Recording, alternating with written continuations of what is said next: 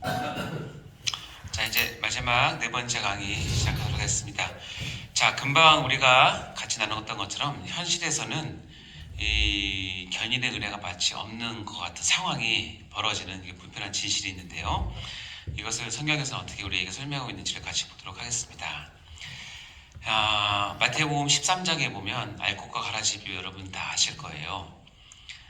보시면 예수님께서 또 비유를 들어서 얘기하시는데, 천국은 좋은 씨를 제밭에 뿌린 사람과 같은데, 사람이 잘 때 그 원수가 와서 곡식 가운데 가라지를 덧뿌리고 갔대요.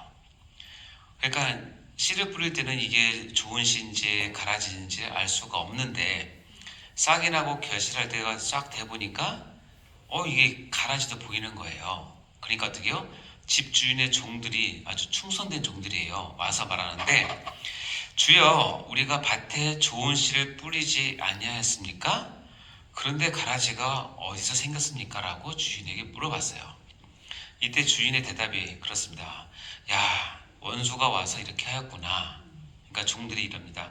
아, 그래요 주인님? 그럼 우리가 가서 그것을 뽑아버릴까요? 라고 얘기를 합니다. 그때 주인이 이르되 뭐라고 그러죠?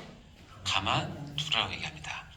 이 주인의 답을 유심있게 잘 들으셔야 되는데, 가만 두어라. 이유는 뭐냐면 가라지 뽑다가 곡식까지 뽑을까 염려하는 거예요.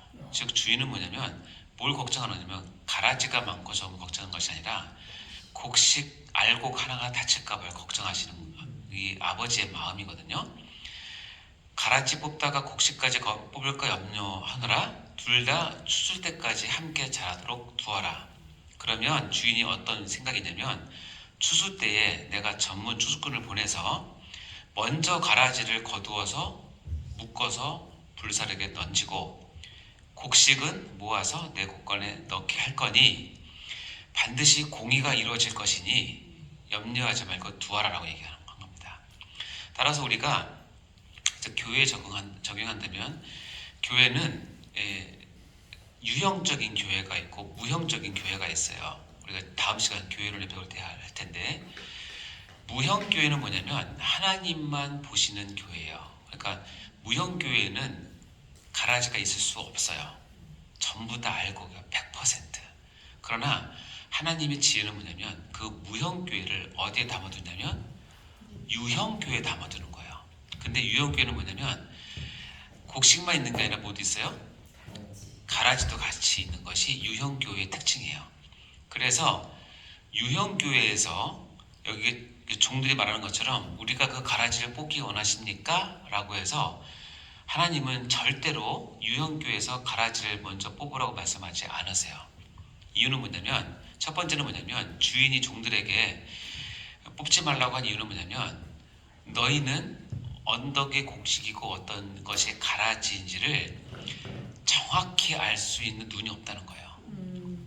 실수할 수 있다는 거예요. 그리고 두 번째는 뭐냐면 절대로 하나님의 교회에서 그 곡식이던 가라지들을 먼저 뽑을 권세를 주지 않았다는 거예요. 하나님의 교회니까. 만약에 이렇게 들 수 있습니다. 가장 가라지의 초대교회에서 가장 가라지 역할을 했던 게 사도 바울이 사울이었을 때예요. 맞죠? 사울이었을 때 그런 교회를 진해했고 박해했고, 누가 봐도 가라지고 누가 봐도 왕가라지예요.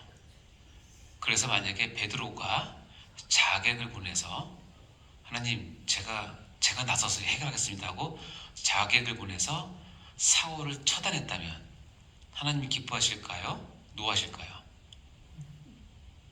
그러면 사도 바울이 그렇게 해서 죽었으면, 그런 일 없겠지만 예를 들자면, 그럼 그 후에 사울의 바울도 안 되고 전도 여행도 없고 교회도 안 세워지고 13개의 신약의 서신서도 없는 거예요. 하나님은 가라지처럼 보이는 그 가운데 뭘 보는 거예요? 곡식을 볼 수 있는 분은 하나님밖에 없어요. 인간은 겉으로만 보기 때문에 가라지인 줄 알고 탁 뽑아버렸는데 그 안에 진짜 곡식일 수도 있어요. 그러니까 우리가 그걸 함부로 할 수가 없어요. 그리고 그렇게 보는 것도 능력이 없을 뿐더러 아니라 그렇게 뽑아내는 것을 하나님께서 절대 허락하지 않으세요. 따라서 교회에서 야, 저 집 사람 없으면 교회 부흥할 텐데, 쫓아내시면 절대 저 학생만 없으면 우리 반이 부흥할 텐데 그렇게 절대. 제가 경험했는데 제가 안수 집사하고 장로하고 다 했거든요. 교육부를 하면서 한 분이 너무너무 괴롭힌 거예요, 우리를. 너무너무 말도 안 되게 괴롭히는 거예요. 그래서 제가 후회했는데 제가 어쨌든 술술 써서 쫓아냈어요. 그러면서 우리 교사 보면 잘 될 거라고 생각했는데 웬걸 그 사람보다 더한 사람이 들어와가지고 더 힘들어졌어요. 그래서 차라리 그때가 낫다. 왜냐면 먼저 쫓아내던 사람이 있었으면 이 사람이 들어올 리가 없거든요. 그걸 모르는 거야.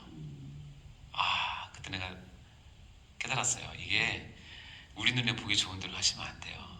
특히 영적인 부분은 더 그런데 이 얘기가 지금 그 얘기입니다. 그러면서 예수님께서 이제 무리를 떠나서 집에 갔는데 제자들이 그 비유가 너무 궁금했나 봐요. 밭의 가라지 비유를 다시 한번 설명해 달라고 얘기하니까 예수님이 설명하니까 이게 정답이죠. 대답해 이르되 좋은 씨를 뿌리는 이는 인자다. 즉 예수님이 뿌리시는 거고 밭은 세상이다. 좋은 씨는 천국의 아들들이고 가라지는 악한 자의 아들이에요. 이 참 재밌는 거는 좋은 씨와 가라지는 반드시 같이 있어요. 가라지를 뿌린 원수는 누구다? 원수다. 추수때는 세상 것이고 추수꾼은 천사들이다. 그런즉 그 다음 봐요. 가라지를 거두어 불에 사르는 것 같이 세상 끝에도 그래야겠다. 인자가 그 천사들을 보내서 그들이 그 나라에서 모든 넘어지게 하는 것과 또 불법을 행하는 자들을 거두어내어 풀무불에 던져 넣으리니 거기서 울며 이를 갈게 되리라. 가라지를 반드시 속간해서 심판하신다고 말씀하세요. 그때 그렇게 할 때 의인들은 아까 얘기했지만 하나님의 참된 백성들은 자기 아버지 나라에서 해와 같이 빛나리라. 이것이 하나님께서 교회를 이루는 경륜이에요. 이걸 이제 아시겠죠? 따라서 이 불편한 진실은 뭐냐면 우리가 몸담고 있는 유형교회, 지역교회는 반드시 알곡과 가라지가 같이 있다는 거예요. 이해되시죠? 그러면 알곡과 가라지가 같이 있을 때 제가 처음부터 얘기했지만 견인의 은혜는 알곡이 가요? 가라지에 가요? 둘 다 가요? 견인의 은혜가 둘 다 가요? 견인의 하나님의 이 진리 은혜가 알곡에게만 가요? 가라지에게만 가요? 아니면 둘 다 가요? 알곡에게만 가요. 근데 중요한 건 뭐냐면 누가 알곡인지 누가 가라지인지를 알 수가 그게 우리의 한계예요. 다시 얘기하면 거듭남으로 참된 하나님의 자녀가 되어서 뿌려진 사람은 견인이라고 하는 은혜를 우리가 받습니다. 100% 받기 때문에 그거는 분명한데 거듭남이 아니라 우리가 처음에 얘기했지만 중생을 거치지 않고 종교성을 가지고 종교 생활을 하러 교회에 온 사람들에게는 견인의 은혜가 해당되지 않아요. 따라서 뭐 하게 돼요? 배교하게 돼요. 반드시 배교하게 돼요. 심지어는 마태복음에 보면 제가 전에 얘기했잖아요. 이 땅에서 배교 안 한 것처럼 했는데 하나님의 심판대 앞에서 내가 너 모른다고 얘기를 해요. 모른다고 얘기할 때는 뭐냐면 거듭나지 않은 사람이 아무리 종교적 활동을 열심히 해도 심지어는 선거가 있어도 하나님은 난 너를 모른다. 이 모른다라고 하는 헬라어 뭐냐면 그때 모르는 게 아니라 처음부터 몰랐다는 뜻이에요. 중생하지 않고도 종교생활을 할 수 있다는 거예요. 그런 사람은 견인의 은혜가 없어요. 그러나 거듭난 사람은 우리가 그동안 계속 얘기하던 것처럼 반드시 하나님께서 견인의 은혜로 끝까지 끌고 가시는 거예요. 우리의 한계는 뭐냐면 누가 거듭났냐 정교성이 가지고 하느냐를 우리가 판단할 수 없기 때문에 누구라고 지목할 수는 없지만 진리는 뭐냐면 거듭난 신자에게만 견인의 은혜가 임하고 거듭나지 않고 종교적인 틀만 갖고 사는 사람에게는 그것이 없기 때문에 때가 되면 배교한다. 이게 진리예요. 성경에서 볼까요? 데마라고 하는 사람이 있어요. 데마. 골로새서 4장 14절에 보면 이렇게 되어 있습니다. 사랑받는 의사 누가와 또 데마가 너에게 무난하니라. 골로새서를 쓸 때만 하더라도 사도 바울 곁에는 의사 누가가 있었고 데마라고 하는 사람이 여기 이름이 나올 정도면 핵심 인물로 같이 사역을 했을 거예요. 빌레몬서에 가면 1장 24절이면 또한 나의 동역자 마가 아리스다고 데마 누가가 무난하니라. 누가와 함께 또 데마가 있습니다. 그러다가 사도 바울의 마지막 서신 디모데 후서 4장 그것도 끝에 가면 이렇게 나옵니다. 데마는 이 세상을 사랑하여 나를 버리고 데살로니아로 갔고. 자, 그럼 앞에 있는 데마, 뒤에 있는 데마, 다른 데마인가? 학자들은 같은 데마라고 얘기를 합니다. 자, 요 세 개만 보면 데마는 처음에 사도 바울 곁에서 정말 핵심 인물로 사역을 했던 사람이에요. 근데 디모데 후서가 뭐냐면 로마에 감금돼 있을 때 더 이상 사도 바울을 통해서 더 이상 유익을 얻을 것이 없을 때 누가만 곁에 남았거든요. 그럴 때 데마는 이 세상을 사랑하여 나를 버리고 갔대요. 이게 본심이었던 것 같아요. 그러므로 데마가 이후에 회개하고 돌아왔는지 안 왔는지 우리가 알 수는 없어요. 우리가 그걸 판단할 필요 없지만 아는 방법은 딱 하나예요. 여러분 천국에 가시거든 데마에게 전화를 해보세요. 핸드폰으로. 안 받으면 지옥에 있는 거고 받으면 천국에 있는 거예요. 근데 여기까지만 보면 이렇게 했는데 데마가 가서 그렇게 살다가 죽었죠. 그러면 데마는 뭐냐면 전형적인 배교하는 사람이에요. 중생으로 사도 바울을 도운 게 아니라 자기의 열심과 어떤 유익 때문에 사도 바울 옆에서 열심히 하다가 나중에 수가 틀리니까 어떻게 돼요? 버리고 가는 거예요. 이것이 바로 견인이 있는 사람과 견인이 없는 사람, 배교하는 사람의 내용이죠. 또 대표적인 게 가룟 유다입니다.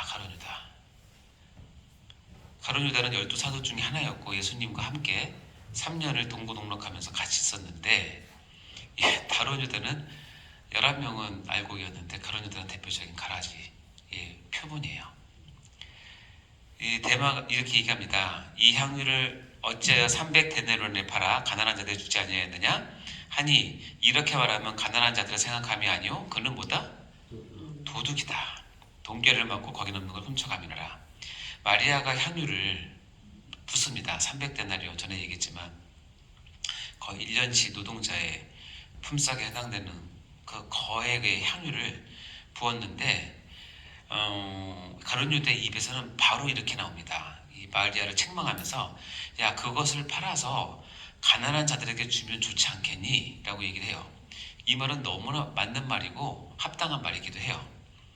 근데 성경은 그의 중심을 드러냅니다. 이렇게 말하는 것은 가난한 자 때문에 한 것이 아니라 그는 뭐다? 도둑이었어요.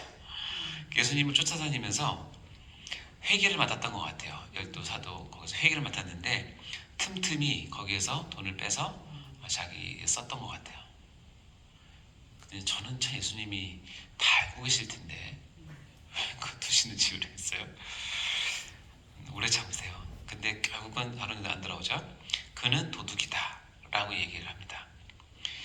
이렇게 된 사람, 즉 견인의 은혜가 없는 사람은 나중에 어떤 결과를 맺느냐? 누가복음 22장 3절 시작. 12 중에 하나인 가룟인이라 부르는 유다에게 사단이 들어가라. 견인의 은혜가 있는 사람은 사단이 밀가부로 타려고 요구를 해도 예수님께서 기도함으로 그걸 막아주세요. 견인의 은혜가 임하지 않는 사람은 사단이 쑥 들어가도 안 하세요. 왜냐면 유다는 견인의 은혜를 받은 사람이 아니기 때문에. 그러니까 배교를 하게 되고 못 견뎌서 자결하게 되는 거죠. 자, 그러면 성경적인 것도 알았고 이제 틈 알았습니다. 그러면 이제 이런 현상이 나타날 때 우리는 어떻게 이것을 해석할 것인가? 요한일서 2장 18, 19절에 보면 이렇게 나옵니다. 자, 아이들아 지금은 마지막 때라 적그리스도가 오리라는 말을 너희가 들은 것과 같이 지금도 많은 적그리스도가 일어났으니 그러므로 우리가 마지막 때인 줄 아노라. 그들이 우리에게서 나갔으나 우리에게 속하지 아니하였나니 만일 우리에게 속하였다면 우리와 함께 거하였으려니와 그들이 나간 것은 다 우리에게 속하지 아니함을 나타내려 함이라.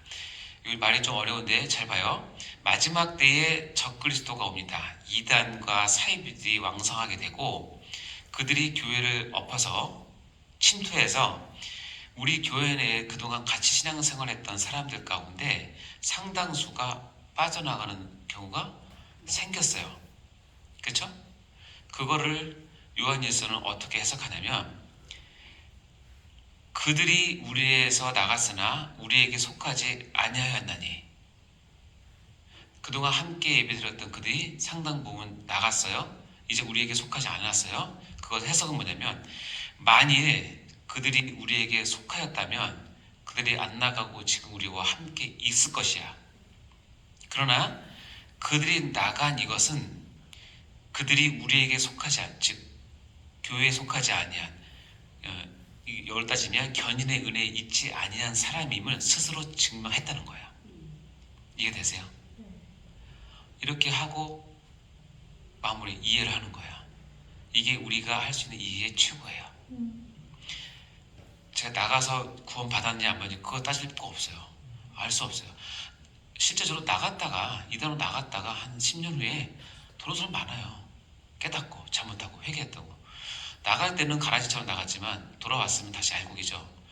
가라지가 알곡 변해서 온 게 아니라 처음부터 알곡이었는데 미혹이 돼서 나가서 10년 동안 있다가 돌아왔어요. 그러면 그 사람은 뭐냐면 자기 일생의 10년을 지금 허비한 거예요. 하나님 앞에서. 낭비한 거죠. 그러나 돌아온 걸 봐서는 뭐예요? 알곡이겠죠. 그러나 이 한순간 예를 들어서 이렇게 봅시다. 요 강의실에 지금 한 50명, 60명 앉을 수 있나요? 이렇게 제가 목회를 하는데 어느 날 갑자기 신천지가 와서 여기서 4명 빼놓고 다 나갔어요. 좀 너무 속상하겠죠. 그런데 내가 이 나간 사람들을 원망하고 미워하고 저주하고 그럴 필요 없어요. 뭘 생각하냐면 내가 이어서 최선은 뭐냐면 만약에 이 나간 사람들이 하나님의 진리에 속한 사람이었으면 안 나갔을 거야. 근데 나갔다는 것은 지금 이 진리에 속하지 않음을 저들이 증명한 거야. 그러나 그들 가운데 다시 올 사람이 있을 수 있으니 우리가 기도하자. 기다리자. 그럼 우리는 우리 진리를 지키자. 이렇게 나가는 거죠. 이게 이 견인과 배교를 보는 눈이에요. 이건 실제적으로 여러분의 교회에서도 많이 쓸 수 있습니다. 그리고 그것을 알고 있어야 혼란을 얘기할 수 있어요. 예를 들어서 나를 양육했던 사람이 실제로 있어요. 나를 양육했던 사람, 나를 정말 사랑해주고 그래서 이 교회에 정착해서 도와준 그 사람이 오늘 신천지에 가버렸어요. 양육받은 사람은 혼란을 일으키는 거야. 그동안 나한테 뭘 가르친 거야? 그러는데 정신 차리셔야 돼요. 그러니까 너는 너의 진리가 무엇인지를 한번 다시 돌아보게 되는 것이고 그것을 어떻게 해석하느냐 아까 얘기했잖아요. 만약에 이 사람이 참된 신자라면 그것이 왔어도 안 나갔을 것이야. 근데 나간 걸 봐서는 우리에게 속하지 않아 가라질 수 있겠다. 그러나 또 들어올 수 있으니까 그걸 기다려보자. 영원히 안 들어온다? 그럼 가라지예요. 그럼 어쩔 수 없어. 거기까지 우리가 볼 수 있는 눈이에요. 이해되시죠? 그래서 마태복음 이렇게 얘기합니다. 7장 16절 20절 시작. 그들의 열매로 그들을 알지니 가시나무에서 포도를 또는 엉겅퀴에서 무화과를 따겠느냐 이와 같이 좋은 나무마다 아름다운 열매를 맺고 못된 나무가 나쁜 열매를 맺나니 좋은 나무가 나쁜 열매를 맺을 수 없고 못된 나무가 아름다운 열매를 맺을 수 없느니라. 아름다운 열매를 맺지 않은 나무마다 찍혀 불에 던져지느니라. 이러므로 그들의 열매로 그들을 알리라.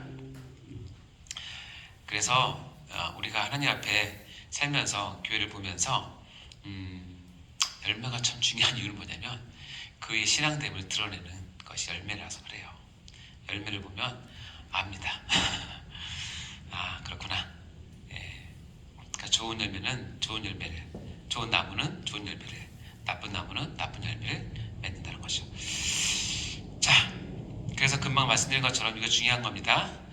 거듭남 중생으로 시작된 참신자야만이 견인의 은혜를 우리가 평생 누리는 것이고 그것이 아니라 종교성으로 시작된 종교인들은 견인의 은혜가 없으면 때가 되면 반드시 배교를 하게 된다.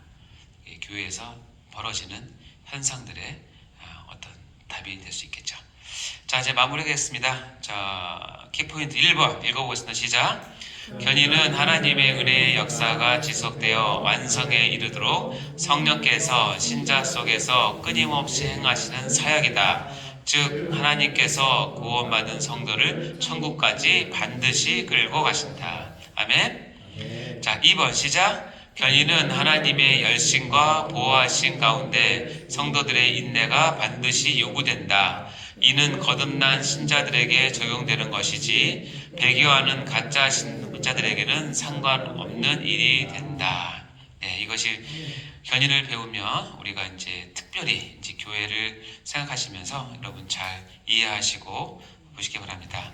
오늘 수업 잘 들으셨으면 또 우리 단톡방에 느낀 점 결단 올려주시면 수석 체크하도록 하겠습니다. 그리고 다음 시간부터는 제가 말씀드린 것처럼 7개 주제 중에서 가장 중요하다고 하는 교회론을 이제 시작을 합니다. 그래서 다음 시간에는 꼭 더 잘 들으시고 특별히 여러분이 교회를 위해서 선택받아서 교회를 위해서 사역하기 때문에 교회가 무엇인지 아는 것은 너무너무 중요한 것이기 때문에 교회론 잘 들으셔야 합니다. 다음 시간에 보도록 하겠습니다. 기도하고 마치겠습니다. 하나님 아버지 감사합니다. 오늘 하나님께서 우리에게 성화를 명령하셨고 그리고 이 성화를 위해서 우리에게 견인이라고 하는 하나님의 놀라운 은혜를 부어주심을 인해서 진심으로 감사드립니다. 하나님 우리를 위해서 우리를 꼭 완전히 견고하게 붙드시고 또 우리를 끝까지 참아주신 하나님의 인내로 인해서 우리가 이 은혜를 받음을 고백합니다. 아울러 우리가 하나님의 견인의 은혜를 더 받기 위해서 우리가 저 끝까지 참고 인내하는 우리의 참음이 필요한데 하나님 우리의 부족함을 아시오니 하나님 우리가 하나님 말씀과 성도와 하나님 영광을 위해서 인내할 수 있는 저희가 될 수 있도록 인도하여 주시옵소서. 우리가 교회를 섬김에 있어서 때로는 현실적으로 보이는 배교와 같은 일들이 일어날 때 우리가 이것을 잘도 분별하여서 아버지 잘 적응할 수 있도록 도와주시고 성도들에게 혼란스럽지 않도록 또 잘 가르쳐 주도록 도와주시고 혹시 그들 가운데 다시 돌아올 알곡이 있다면 위에서 그들을 위해서 기도하며 끝까지 참고 인내하는 저희가 될 수 있도록 인도하여 주옵소서. 하나님 저희를 사랑하시고 끝까지 책임져 주심을 인해서 진심으로 감사드립니다. 모든 영광을 하나님께 올려드립니다. 감사드리며 예수님 이름으로 기도합니다. 아멘.